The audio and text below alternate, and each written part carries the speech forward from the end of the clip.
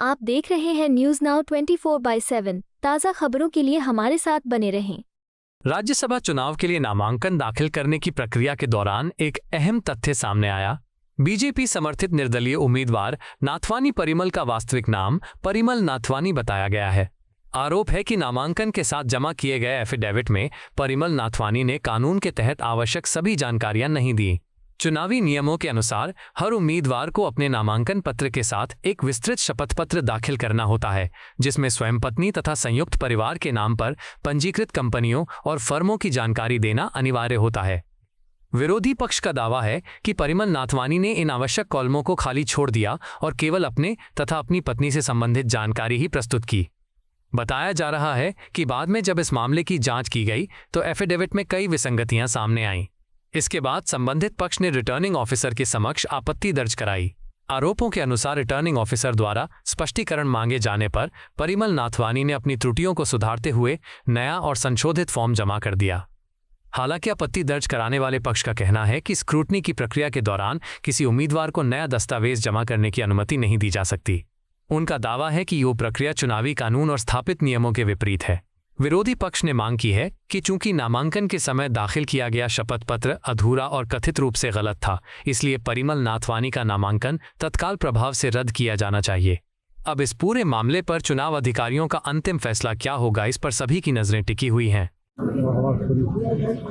Nomination की प्रक्रिया के दौरान कल जब स्क्रूटनी हो रहा था तो स्क्रूटनी में 3 कैंडिडेट राज्यसभा के जिनमें अभ्यर्थी थे, उन्होंने नॉमिनेशन नामांकन पत्र भरे थे।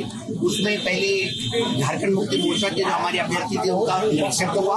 उसके बाद कांग्रेस के जो अभ्यर्थी थे महागठबंधन के दोनों कैंडिडेट्स का नॉमिनेशन नामांकन पत्र उन्होंने एक्सेप्ट किया। और जब एक इंडिपेंडेंट कैंडिडेट है परिमल नाथवानी, उनका जब नॉमिनेशन आया तो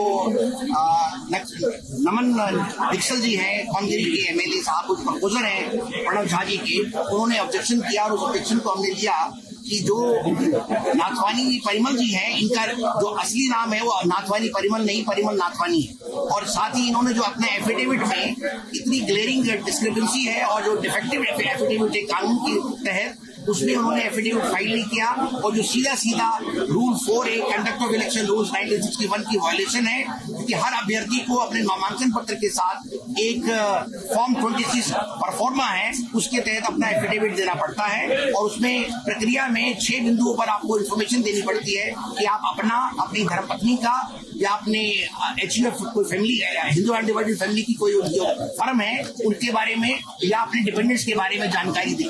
इसमें इन्होंने क्या किया, इन्होंने सारे कॉलम उड़ा दिए और 2 कॉलम केवल अपना और अपनी पत्नी के बारे में इन्होंने जानकारी उपलब्ध कराई, जो कि आपके सब दीर्घा में लगा हुआ है और इंटरनेट पर भी उपलब्ध है।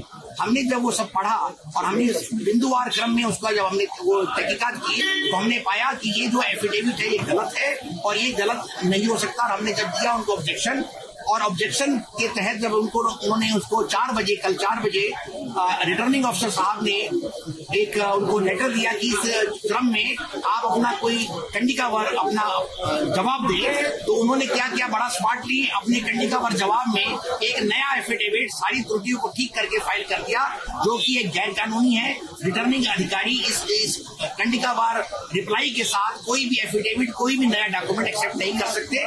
हमने इस बिंदु पर प्रकाश डाला और उनको कहा कि ये जो है आपकी जो पावर है वो कानून के तहत नगण्य हो गई है।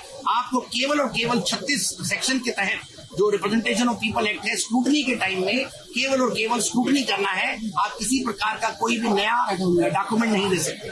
और अभी जब सारा बहस किया, उन्होंने कंसीलमेंट किया, सप्रेशन ऑफ मटेरियल फैक्ट है कि वो एक गुजरात पेटकोक के डायरेक्टर है, उनके बारे में कोई जानकारी नहीं थी। उनका दिल्ली में एक फ्लैट है CWT कॉमनवेल्थ गेम्स विलेज में, उसके बारे में कोई जानकारी नहीं थी। वो जानकारी उनके पिछले एफिडेविट में उपलब्ध है। और उसके बाद उन्होंने कई क्वेरीज हैं उनके बारे में कोई भी अपना आंसर नहीं दिया। इसलिए फॉर्मेट बिल्कुल फॉर्मेट चेंज है, वो इलीगल फॉर्मेट है, गैर कानूनी है। और हमें आशा है कि जो होना चाहिए वो उनका नामांकन रद्द होना चाहिए, पर जो लग रहा है उसके बारे में भी कोई टिप्पणी नहीं कर सकता। अभी मैं जब मुझे आदेश की प्रतिलिपि मिलेगी, क्योंकि उन्होंने 12 बोला है कि 5 या 6 बजे तक वो आदेश की प्रतिलिपि देंगे, उसके बाद ही हम कोई आपको बात बता सकते हैं। धन्यवाद। Thank you. आपको यह वीडियो पसंद आया हो तो इसे लाइक करें, हमारे चैनल को सब्सक्राइब करें।